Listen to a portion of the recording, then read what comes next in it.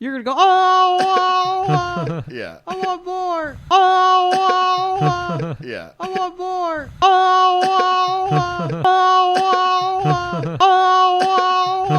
Yeah. I want more. Grown-up, human, comic, people!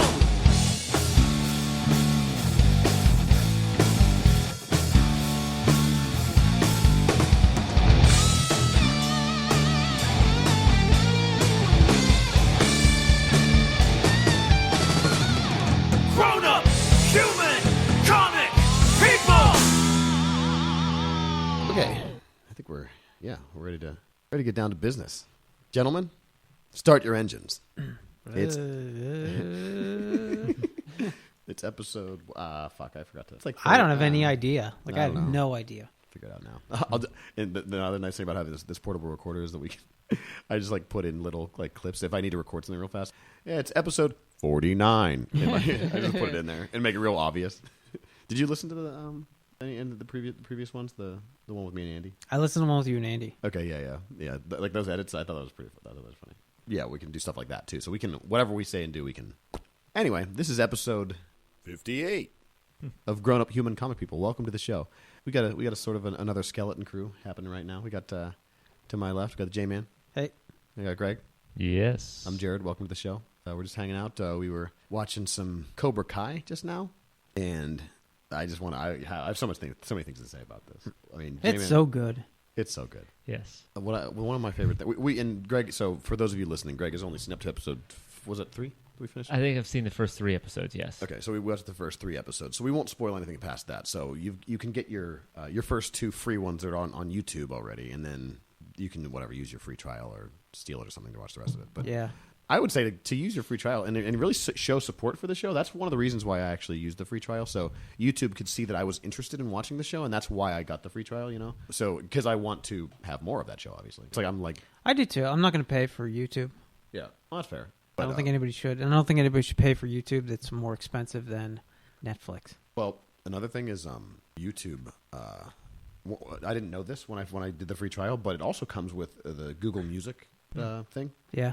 So it sounds like I'm fucking advertising for them. The Google Music, it's like any song you can think of will be at your command. So like you don't have to download anything. You can just like on your phone or whatever on if you're on your computer, you can just stream whatever, literally any song you want that has come out is pretty much I think on there. So for $10 a month, you get like unlimited music and also unlimited like there's no commercials on YouTube anymore, which is really super fucking nice. I never really had commercials because I have ad blocker and it usually knocks out everything. I mean, I still get some commercials on YouTube though. I can't remember the last time I seen one. Really? Wow. Okay. Well, anyway, we're going to talk about up to episode 3 of Cobra Kai. Who would like to describe the premise of the show for everybody? Greg, Okay, Greg, so I feel like you really like the show. Yeah, I really do. And so, once again, I've only seen up to and including episode 3. The Karate Kid legacy begins in 1984 with Daniel LaRusso moving from Newark, New Jersey, I think. Yep. To what looks like, I don't know, Hollywood or whatever. Anyway, yeah, that, and then part 2, which was 87. Part 3, I think, was like 90 or 91. And then there was some bullshit a few years after that with Hilary Swank. But oh yeah. Anyway, this is the next true sequel. And there was that other one. Yep, the Jaden Smith one. Yeah. With Jackie Chan. Yeah, but there was no character crossover between. Yeah, it wasn't the same thing at all. There was barely any even in the Hilary Swank one. Yeah. Yeah. Just Miyagi. Yeah. Just Miyagi. But that was enough of a thread where you're like, okay, it's not a total relaunch. It's it takes place in the same universe. Did they mention Daniel in that one at all? Yes, because I think at one point Miyagi was walked into the room while Hilary Swank was changing or something, and he's like, "Oh, sorry, with Daniel's on, it was no big deal, but something. It was something stupid like that. Yeah, like that was the only time I mentioned it. It was even that sounds just as stupid as it was. Yeah, the whole movie was about that clever. Yeah. Not very unlike this. Yes, this is great. Yes, yeah. As I was saying. I was saying earlier that my intention is to get this on DVD, even if it's for sale eventually. Then, and I haven't used my YouTube Red trial or paid for it or anything like that. Then I would buy it because it's awesome. Even if they don't at any point offer for sale, I will get this by some means, burned to disc, and then put it on the shelf next to the others. In fact, I make room in my Karate Kid box set by just throwing away the Part 4 disc and putting this in its place. Yes, Because absolutely. this is awesome. It's phenomenal. Yeah. I like when I've been thinking about it. Here's how I know I really love something is I've been thinking about it when I'm not watching it. Like I'll just be like doing something else. I'm like I'll just like start smiling. I'm like, man, Johnny Lawrence is awesome. Yeah. I fucking love that guy. Yeah. So continue your Yeah, okay. So obviously, just a premise for anybody who doesn't know, but it just shows glimpse into the future what Johnny Lawrence's life looks like after he loses that tournament, and is just kind of spirals downhill to the point where now he's like 50 and working odd jobs around town. He's basically like a handyman, whatever, and eventually just starts back up the Cobra Kai dojo. It occurred to me like this time while watching like episode 3, like, guys like him probably would end up like he did. Yeah. I think a lot of guys that are like him in high school probably do exactly that, where they kick around the same neighborhood, I guess. What I thought of was, and I don't know how many of these movies you guys have seen, either one of you, but the sequels to Revenge of the Nerds, where in the first movie, Stan is like the leader of the fucking alphas and stuff. Yeah. And then in later movies, he becomes like just like a shitty cop, like a local cop, because he's just an asshole and like he's really I don't know. He's just such a dick. I mean, I think eventually he becomes like their friend or whatever. But like, at some point, he's definitely the same like burnout. Like, I was the jock bully, and now I'm just like a piece of shit. I peaked in high school, pretty much. Yeah. The whole idea of peaking in high school, and this is like Johnny Lawrence is definitely peaked in high school in this show. Yeah, and even if he had won the tournament, he probably would have ended up the same way. Right. I guess is what I was getting at. Maybe because like I think they do a good job of conveying the idea that he's really not a super sharp dude. Like he's not terribly clever, right? But and so they kind of play it up like even maybe too far. Whenever he's like handing out his flyers and he says like www period. Like how much of a not paying attention asshole do you have to be to not know how to say a website name? In 2018, in 2018, yeah, that's almost unbelievable. But that kind of hit me this time. But like, I think they're trying to suggest that he's just such an idiot that like he doesn't, or like even without being that damning, he's so set in his ways. He is so set in his All Valley High, junior year championships that his mind hasn't expanded, hasn't caught up. Like the world has passed him by. Yeah, I wouldn't say he's not an idiot, but he's just very he's ignorant. Yeah, to the whole, to everything else. That's if he doesn't think it's important, then it's not important to him. Which I mean, like to be fair, like he did say, get rid of that ringtone, get some Guns N' Roses. Yeah. So like he's right a lot of times. Like, sure, and even though he's willfully ignorant or whatever, he oftentimes he means well, or he has the right idea about things. Oh, absolutely, and you'll see that even more. That's the thing. They do a great job of making. When I said he wasn't smart, I didn't mean he wasn't like right, because a lot of time he's right. Yeah, he's just a hothead and he's impatient. Yeah, so he has no attention span. So that's why he doesn't like know stuff. He doesn't know stuff. He's like, no, it's stupid. Whatever. No, that's why he's always interrupting people. Whenever like every time Miguel starts saying, he's like, quiet. Yeah, because I think that he probably through his karate training maybe like did that partially to him, where like I'm sure he wasn't allowed to speak out of line when John Kreese was his fucking sensei. That's true. Like it's John Kreese is no longer there to inflict further harm, but the harm has been inflicted by this point. So I'm sure that like a lot of his lesser qualities right now are just aftershocks of not all of them, but like a lot of them are just the lasting damage from that period. Yeah. And in the first episode, they suggest that his stepfather was like a fucking asshole to him, like a dick. How did Ed Asner's character? Yeah. He tries to buy him out of his life. Like, who the fuck would do something like that? That was shitty. Right, I forgot about that. Yeah. They expand upon it more later on. Yeah, so I think that's a pretty good synopsis. Johnny Lawrence, he's the main character here, and he's starting Cobra Kai back up as a result of sort of a Miyagi Daniel situation. Yeah, which is great. Like in the first episode, they mirror that exactly, but so Miyagi and Miyagi-Do karate and Cobra Kai karate are like literally the yin and yang. Yeah, you can't have one with the other one. Like so, Miyagi-Do is defense and calm and like patience, whereas Cobra Kai is attack, strike first. Like no mercy. Like that's it's literally like the yin yang symbol. I think he says at one point he's like the best defense against defense or something. He's like more offense. Yeah. So and that's why like they're such good back and forth. And I think they really play that theme through this whole show very well, because Daniel is also in the show. But Ralph Macchio as Daniel is in the show. And they do a great job of both of these guys being total opposite dudes. Because Daniel is, I think, more naturally impatient than Johnny is. Because if you remember in the first movie, like he's a fucking asshole too. Yeah, he is. And in the show, he does impulsive things a lot. Yeah. But his teacher was Mr. Miyagi, so he went from being super asshole to being a little more controlled. Whereas Johnny, they'll kind of show you him as a kid a little bit. He actually is, without giving too much away, is probably the opposite. Where no shit. He was probably a nice kid, and then his Cobra Kai, in combination with other shitty circumstances, turned him into this impatient, strike first, whatever. And so it's kind of like the Captain America Iron Man thing in Civil War. They've switched places from their initial appearances. Wow. And it's really great.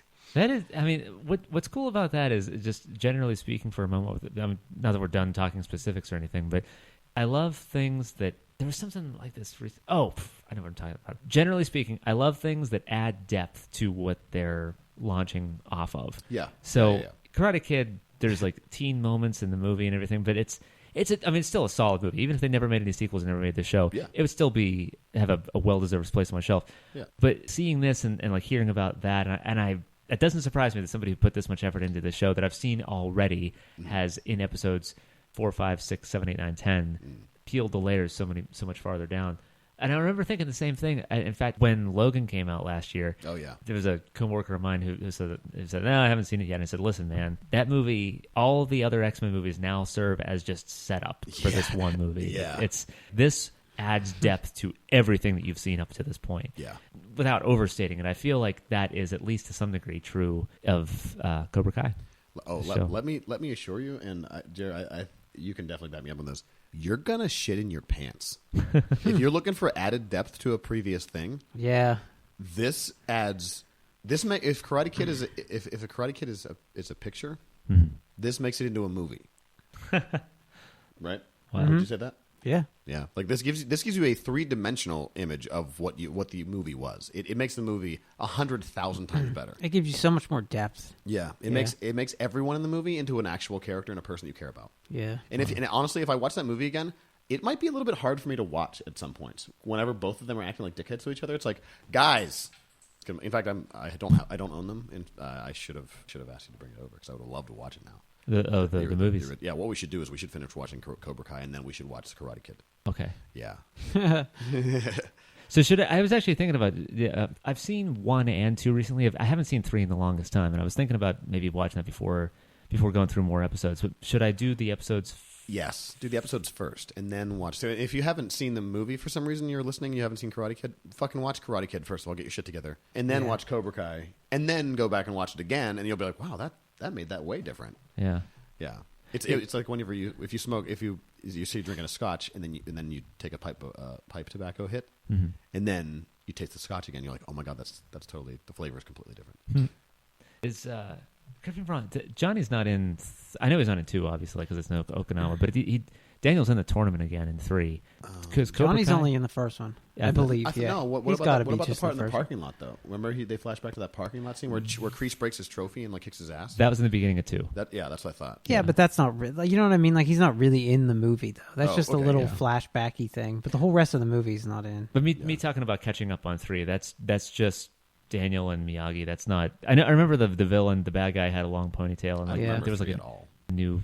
Kid. Yeah, 3 is like some dude with like a long ponytail comes back with Kreese, and they trick Daniel. It's kind of, there was some of it was really stupid. Yeah, they trick Daniel into thinking he's dead, right, for some like stupid reason. I can't remember. It was really dumb.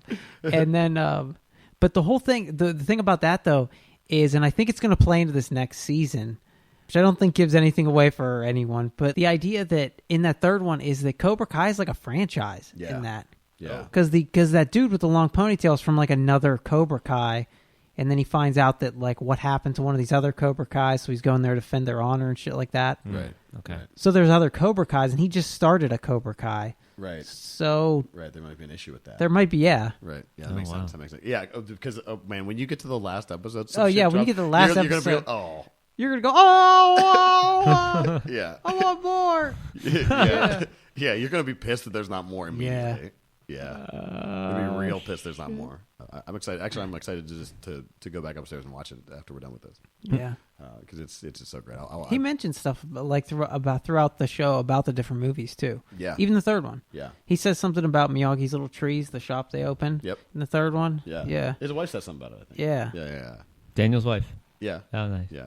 Who is also great, and the other characters in this are amazing too. I think that so far all the kids are really good. Yeah. Like Miguel is great. His timing is really really good. Yeah. For being like that kind of like wide eyed, like I don't know anything kid. Yeah. You know, he says some really funny shit, and also Johnny's kind of thick a lot of the time. Like Miguel pointing things out that are obvious. Like whenever he said, he's like, well, you thought about doing some advertising, right? And Johnny's like, yeah, of course. Duh. That's so good. Like I love it because Miguel's probably in most conventional ways smarter than Johnny, oh, absolutely. but looks up to Johnny. And listens to everything he says Yes. without question. Yeah. Whenever at the beginning, when Johnny says like, you will listen to me without question, and he's like, do you understand? He's like, yes, sir. He fucking meant that shit. He listens Yeah. to him. He does whatever he says, and to his credit, like, especially as a kid who you have to know you're smarter than this guy, but you're just like, you want to learn karate, so. Yeah. Or maybe Miguel's like a little bit deluded too. He's like, doesn't realize Johnny's such a fucking idiot. Yeah. Also, but the stuff that Johnny does works. Yeah. In the end, though, like he Yeah. might even think like, "Wow, this is dumb," but like it works though. Yeah. Because it does show fucking results. Yeah. That strike first type shit. Yeah. Yeah, that's a good point too. Yeah. Yeah. Johnny isn't wrong about any of that stuff. Yeah. No, that bathroom scene, the one good hit that Miguel got in was because he went and kicked hard. Yeah. And Yeah. it was- and like just his method for showing him how to kick. Like, Right. okay, you learn to kick, or you're going to drown Yeah. because you can't kick your way up to air. Right, and I love another thing I love about the show is that Johnny is kind of like he's the version of I'm sure we're all familiar with the idea that our society people are saying like my safe zone, don't say this word, don't say that word, and then there's the other people who are like, why can't I say nigger, like all those people, like all that shit, all that stupid shit. Well, there's these two crazy opposing sides. Johnny's like somewhere in the middle where he's like. He's not a bad dude, and he doesn't mean anything by a lot of the things he says. But whenever he was like saying, he said he calls people pussies all the time, and Miguel's like, "Are you? Yeah, my guidance counselor said you really shouldn't say stuff like that." And he's like, "Shut up!" But it's not because he's like trying to degrade women or anything like that, but just because he's such an idiot. Like he's not. That's not what he means. Also, his method is he going out and like actively disrespecting women like himself? No. He's actually a decent dude in that respect. Like he treats women with a lot of respect throughout the show.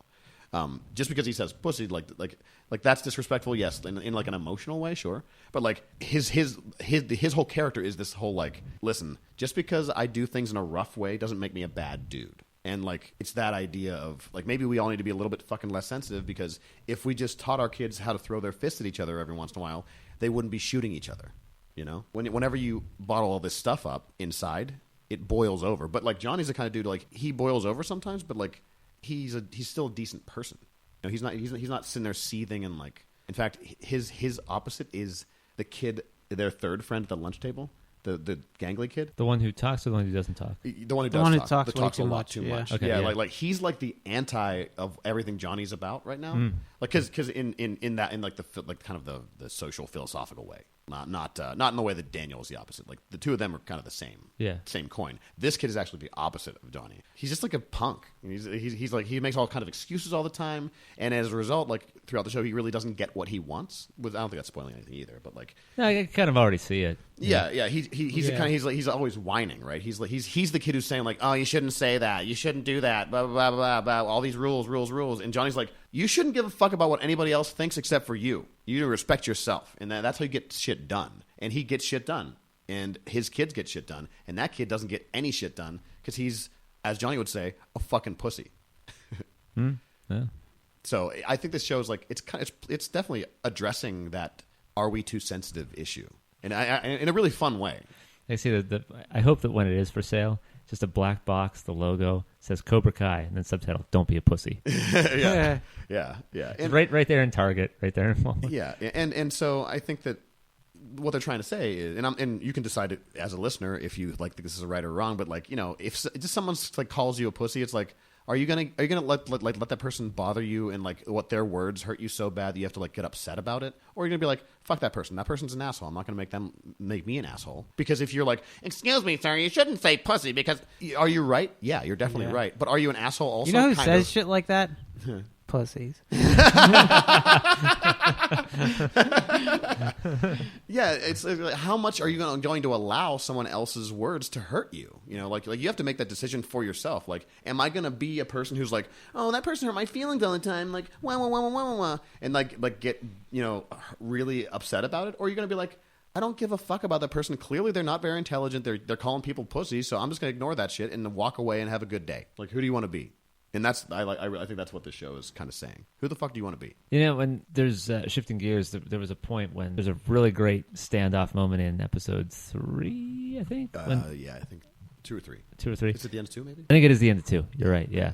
When, gosh, like I was talking about the show Seinfeld recently, and like it was just about like the plot points of of what is essentially a 22-minute, 23-minute story when you take out the commercials of like how there's different subplots and like how everything leads up to it. And I feel like the moments that led up to Johnny and Daniel facing off in the dojo, in the Cobra Kai dojo, which was a great shot, as Jared pointed out. Yeah. It was. Yeah, it really was.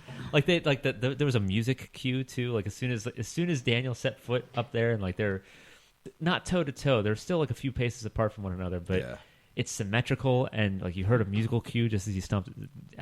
Staring you in the face, it says "strike first, strike hard, no mercy." Yes. In between the two of them. Yes. So like, are you thinking like, is one of them going to hit the other one? Like, is somebody going to strike first? Yeah. But no, I kudos to Johnny though, because well, I mean, both of them, I guess. So, like with what limited information Daniel had, in fairness to him, he is not the. So far, I would not call him the protagonist of this story. He's not an antagonist. He's a main character, or at least a major character, but he's not an antagonist, at least as far as I could tell. He would be like maybe a primary opponent. Yeah, could be that. I'm thinking of Inigo Montoya and Andre the Giant, like those people in The Princess Bride. They are like momentary antagonists or primary opponent, secondary opponent, things like that. Yeah, I guess like that. So with what limited information he has, he's acting on it, and like he finds out that he's able to put 2 and 2 together through these plot points that Johnny beat up a bunch of kids in a parking lot.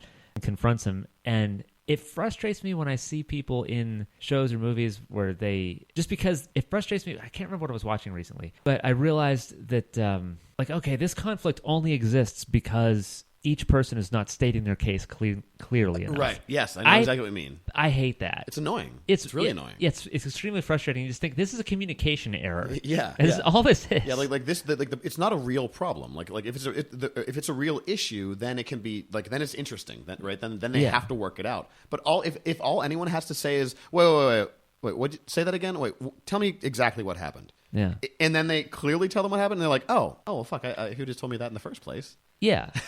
So and then the whole thing is perpetuated and it gets blown out of proportion. The response should be, wait, tell me that again, and then to tell them again, they're like, what? Yeah. That's the one. If it's a problem, that's a real problem. That's a story problem. Yeah, because I see that annoying thing happening more frequently than I would like. When it came time for that face-off, I thought, like, I wonder if it's going to be the same thing. But to Johnny's credit, he stated his case clearly enough, like, because Daniel says, like, oh, here you're beating up teenagers in the parking lot. He's like, no, I was beating up some assholes that deserved it because they were picking on a kid half their size. Yeah. And Miguel is right there. He didn't point at Miguel, but, I mean, there he is in the dojo. He's his sole student. So, like, it worked out, like, pretty organically because Daniel walked away and like, still didn't, like, shake hands or anything, but it sunk in enough that he was then questioning the kid that his daughter's hanging out with because there was a connection there. Right. And that was great storytelling because they connected all that stuff first and then allowed it to play out organically, exactly like you just said. Yeah, and it's not where I'm like, man, I'm really annoyed with how Daniel's handling this, or I'm really annoyed with how Johnny's handling. Both of them are, as far as I could tell so far, doing all right. Yeah, and whenever your characters act like mature adults, that like when you're watching something, so when you're writing something, you have to make the audience empathize with the character, in the fact that like you'd be like, oh yeah, that's what I would do. I would do that. Mm-hmm. Like, hopefully, I would respond that way or whatever. And then whenever hard things come up for a character that responds as you might. and you can empathize with them and be like, man, that's a really tough situation. Yeah. If they're making bad decisions and stupid decisions, then you're like, fuck this person. I don't care what happens to them. Who would ever say that? Who would ever do that? Right, yeah, no one would fucking do that. Yeah. Some Walking Dead bullshit. yeah, exactly. Yeah, yes. No one acts that way. But yeah, whenever Daniel's like, Johnny says like, yeah, they were all beating up this kid who was half their size, and Daniel's like, okay, I didn't know that. I mean, he doesn't say that, but like you can see the wheels in his head. He's like, that's like his shit moment where because he has continued to act like a rat. In fact, they set that up too, where he is already starting to question himself, where he does a couple things. He sends his daughter's friends home because he got angry too fast. Then he goes and ruins her little moment in the classroom. Oh, yeah. Because he was fucking acting like an asshole again. And he storms over to Johnny's place. And Johnny's like, dude, what's wrong with you? Like, I'm not the bad guy here. And Daniel's like, I fucked up like twice real recently. I don't really have a lot of confidence in my decision making right now. Maybe I am being an asshole right now. I should go home. And he does. And it's really, it's satisfying. Yeah. And Johnny like smiles. Now he's gonna go talk to his daughter, and they're gonna fight. You know. Yeah, it's like a side benefit for Johnny is that he gets to delight in, in something like that. Oh yeah, and also he's also a funny dude. He's like a fun guy too, kind of, because you forget that whenever he was younger, he's like a shithead. You know, like him and his buddies were just fucking around all the time. Yeah. And in this one, he's like he really doesn't fuck around at all. Because he's not having fun almost at all at this juncture in his life. Like he's not having any fun. Yeah. So whenever he was having fun, he's like a carefree dude. He's like, he doesn't give a fuck. He's like, yeah, no, fuck you, whatever. I'm gonna do what I want. And whenever Daniel is in the school, he's like, I'm serious. And Johnny's like, I know you're serious. He just laughs at him. Like he had such a good time fucking with Daniel just now. It was funny. Like one semi-forgotten moment, like non-violent interaction that Daniel had with Johnny and I forget his friends' names at the school where remember like they were in, this is such an unimportant detail, but they were it's just like an example of how even when they were younger they could be non-violent but still be antagonistic towards one another. Right. Is when I can't remember what I think like it was at recess or something, and Daniel's out there, and like they approach him or something. Oh, it was after that truce, because it was after they had already scheduled to be in the tournament together, but they're not attacking one another. And I think that they might have all had bruises at that point. But Daniel sees the teacher, and he's like, "Oh, Mr. Whatever." Hey, I was just my friends were just telling me that they were really interested in the like the topic that you were just talking about. Like they really need you to anyway, whatever it was. Like they ended up ditching him and like turned it around on him. But he was like trying to in a non-violent way like give them a hard time. Right. And they ended up doing the same thing. Again, totally non-violent, but it's shithead behavior. Yeah, exactly. It's just there's a strong rivalry there without getting into a fight at that point, and that rivalry is probably never going to go away. Right. Yeah. So I think we got that's a pretty good amount of time to cover that. We can end that there. You got any more shit to say about it? No. Yeah. Greg. No, I'm really excited to see more of it. And season 2, you said? Yeah, they greenlit season 2, so we'll have season 2. Yeah. You have no idea yet. I can't wait. I kind of want to record your honest response to some of these episodes. It's just so fucking good. Hey, we have the portable unit, the Zoom. We can That's just true. do like a moment to moment upstairs. That's true. Yeah, maybe we'll do that. That could be fun. We have episode 5 will be the earliest we start that because that's that man. The end of that one. You have to whisper that to me at one point so I know what you're talking about specifically. Okay. I can't remember like I can't remember them as far as like numbered things happening. I remember lots of cool things, but yeah. Okay. I'll whisper. Yeah. I'll whisper. Yeah. In fact, here, you know what I'll do? I'll whisper it into your ear because Greg, keep your headphones on so you won't hear. And I'll turn the microphone away from me. Oh yeah. Okay. Yeah. Yeah. That episode. I was so I forgot pumped when he up. did that. I was fucking pumped up as shit. Got the and because then what Johnny's doing is like the same thing kind of. Mm-hmm. Yeah. Where like it's when everything starts getting going. Okay. Yeah. Man, it feels like it's already like really good. And I'm only on episode 3, and you guys are talking about something that's apparently way better. Oh, it's way better. You're gonna shit your pants. It's so fucking good. And yeah, we gotta watch that shit. In fact, maybe we should go upstairs and watch that shit, and then do a continuation. Come back down. Yeah. That wouldn't be terrible. I mean, I would not.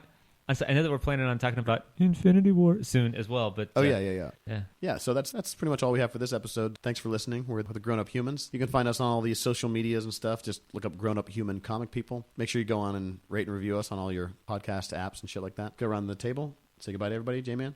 See ya. Greg. Till next time. I'm Jared. See you later. Thanks for listening. And that's enough of that. Grown-up, human, comic, people!